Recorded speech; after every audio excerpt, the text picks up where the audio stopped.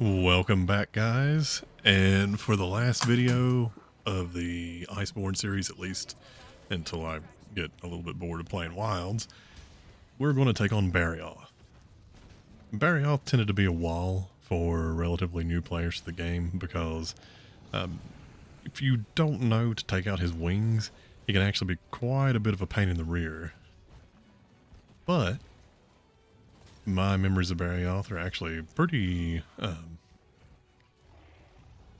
heavily with nostalgia.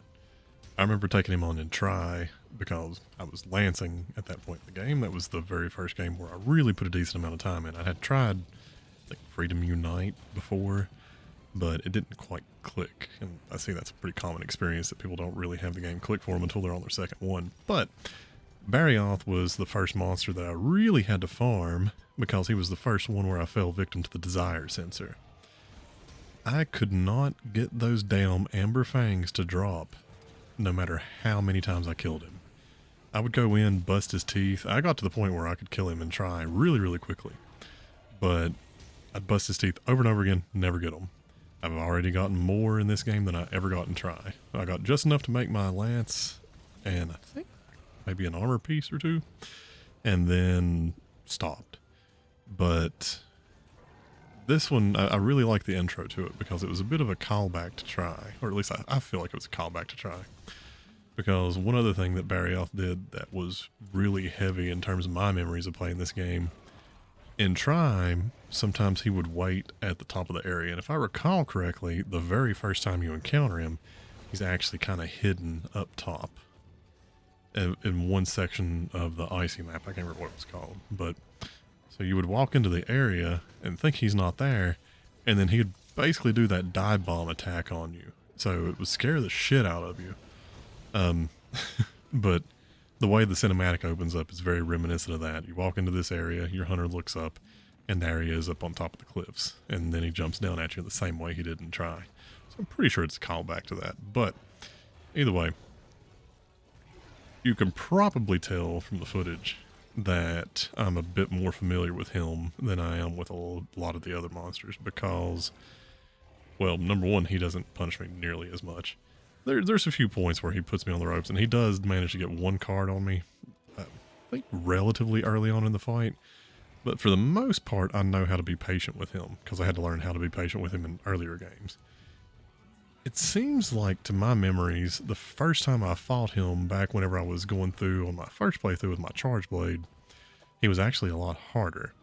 It could be because at that point in time I had what I thought was pretty excellent gear. I mean, Iceborne was showing me that the transition from high rank to master rank was definitely a big downgrade for my equipment.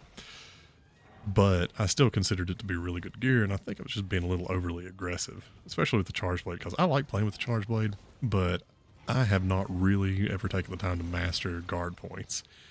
And it's really hard to effectively be super aggressive with the charge blade if you're not also at least a little decent at pulling off guard points. I'm definitely going to play it a little bit in Wilds, but I'm not convinced just yet that I'm not going to play a little bit of everything in Wilds. But anyway, back to Barioth. So as soon as you break one of the wings, you really start shifting the fight in your favor. Even if the fight takes forever because of his health pool, because still this early on in Master Rank, you don't have weapons that are quite good enough to kill things quickly. But as soon as you cripple him just a little bit, he's actually not a terrible fight. He loses a lot of his mobility, so even when he gets enraged, every time he tries to jump around, he just ends out skidding on the ground. Now, right there, what I fell victim to was forgetting that you need to turn around to face the shield towards his tail rather than just sitting there with it. But he's not a bad fight. From my experience, you can either bust the wings and the fangs, or you can bust the wings and the tail, but it's really, really hard to actually bust both wings, the fangs, and get the tail cut. At least that's just my experience, but it may just be the fact that I'm not quite good enough to make sure that all my hits always land where I intend for them to land, so I end up doing a lot of body shots to him when I'm trying to hit other spots. But yeah, whatever. Like I said, the name of this is not a masterful playthrough, it's a mediocre playthrough. And that's exactly what you're going to get. But let's talk just a little bit about this specific series going on pause. What's going on, pals? Because wilds are out. I actually have been playing a little bit. I have the initial footage. I'm going to try to clip together the first 2 monster fights. And by the way, those videos are just going to be labeled Wilds Monster Fight 1, Wilds Monster Fight 2. I mean, I'm going to try to clean up the title a little bit more than that, but I'm not going to be super specific in the title, at least for now. A week or 2 down the line, I may go in and edit the titles and put the actual monster names in them. But for now, try to avoid actually putting spoilers in the titles, and I'll just use my Arkveld thumbnail from the beta.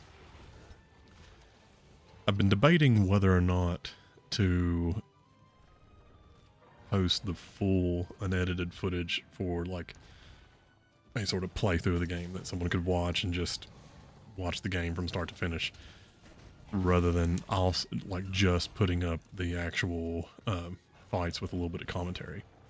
Now, if I did that, then they would more or less just be me throwing together my footage and showing the actual playthrough in full. And it would have minimal commentary maybe on the first episode to mention what that is. And otherwise, it would basically be a pretty much silent commentary. Or not. Yeah, that's a really stupid way to phrase it. Not a silent commentary. It would be a silent playthrough where it's just the game. I don't actually honestly like the idea of doing that because I don't feel like that contributes too much to it. There are some playthroughs that are fun to watch, but I'm not going to sit here and pretend like I watch playthroughs where the person's not adding any commentary because I like the channel. I usually watch it because I want to watch the game, but I don't actually want to play the game. I actually prefer doing these videos where it's just the fight and me talking at least a little bit at the beginning. So that's what I'm going to stick with at first. If there seems to be any sort of demand for full unedited playthroughs that actually show the story and whatnot, then I might throw those in as well, but they would be very minimalistic, minimal effort videos. Not like these are exactly hardcore, high effort, high output videos. You know, if they were, probably would be a touch more successful as a channel. But anyway, I think that'll do it for tonight, and have a good night, everyone. Remember, if I can kill it, so can you.